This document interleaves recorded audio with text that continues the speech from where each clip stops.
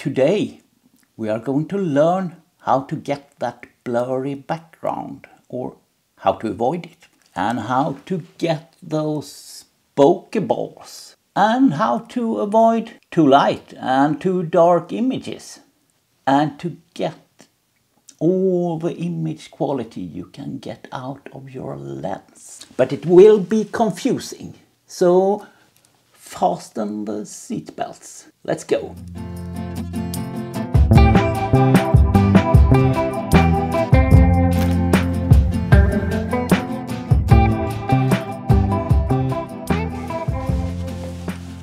Hi, my name is Urban Anjar and this is Photography 101, the free photography course. And today we are going to discuss aperture, and some of us call it iris. That's okay too. The aperture is an opening in the lens that can be smaller and bigger. It's connected to some numbers, probably on your lens or on a setting on the camera. One confusing thing is that smaller numbers represent a bigger opening, and the bigger number represents a smaller opening. And those numbers are called stops.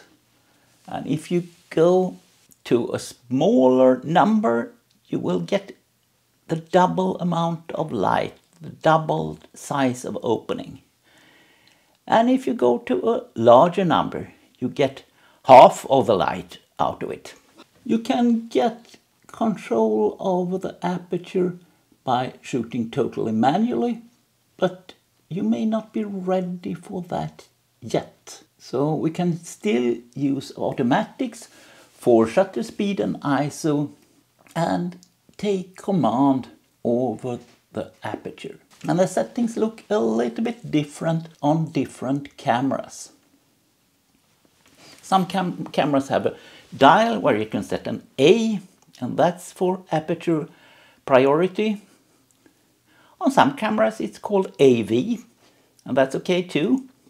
On some cameras you go to the dial for shutter speed and set that on A, and you may have a dial for ISO too, or have that in a menu, and in any case you set that to auto ISO.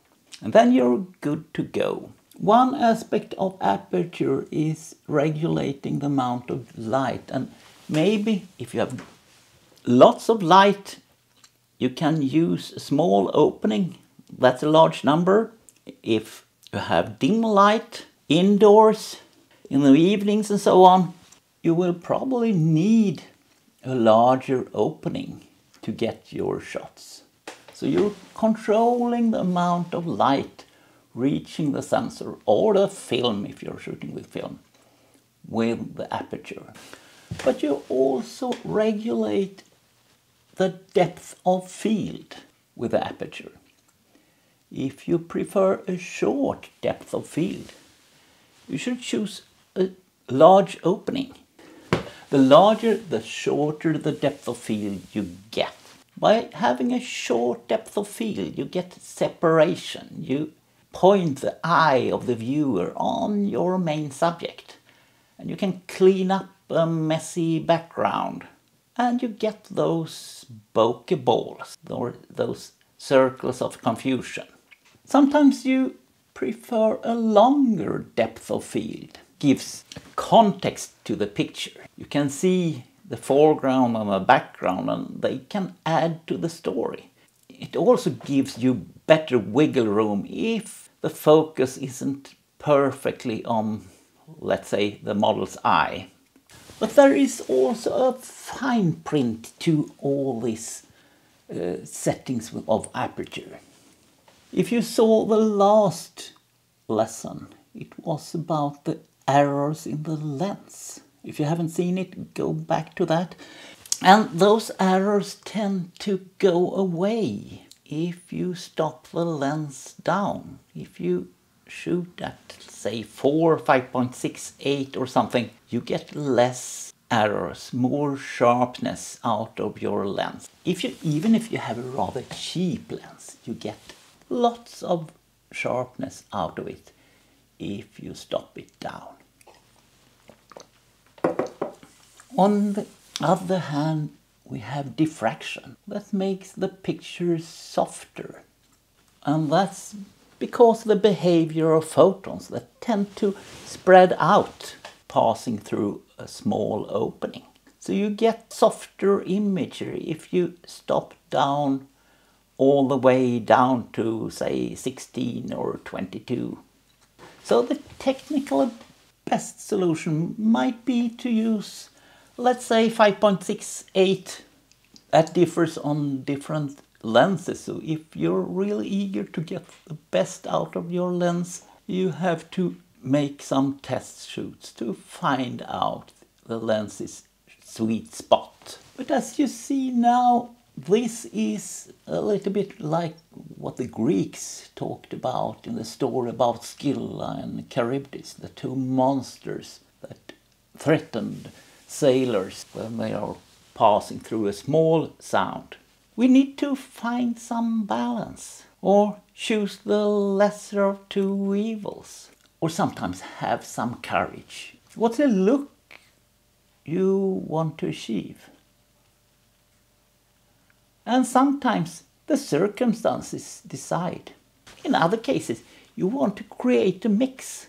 You want long and short depth of field, you want overview pictures and close-ups, wide and teleshots, and some post pictures, and some where you act as the fly on the wall. And you cannot use the same aperture for all of those. There are also some details for the connoisseur. There is a hyperfocal distance. With a certain setting, you can get sharpness from rather near the camera to the horizon. And then you have to focus to the hyperfocal distance. That differs with the lens and with the aperture and with the sensor size. So you have to look it up for your setting. And then you can get decently sharp images from rather near the camera to the horizon. There is something really similar, but if you're shooting, let's say, street photo or sports or something, you're not interested in what's happening at the horizon, but you will need decent sharpness rather near yourself in a zone, an area, let's say, between 2 and 10 meters. And there is a setting for that too.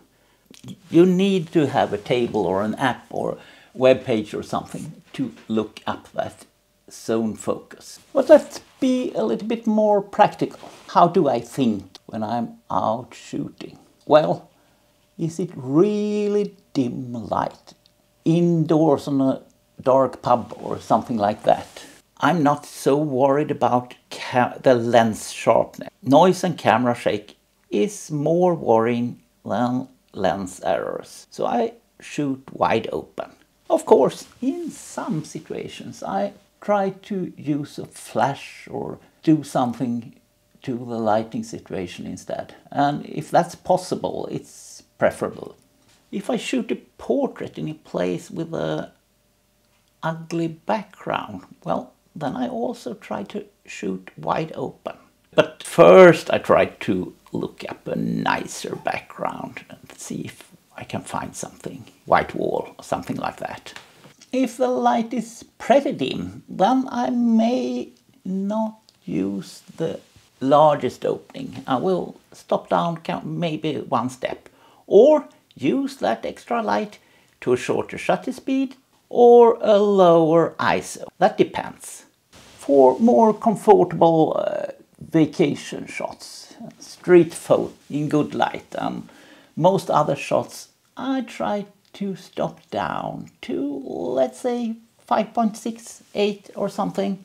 And also for maximum technical quality in the studio or using a tripod, I try to use the base ISO, and the tripod and the flash makes me not worry about camera shake, and then I use 5.6 or 8. For landscape, I often stop down but seldom all the way down. Try to get a long depth of field.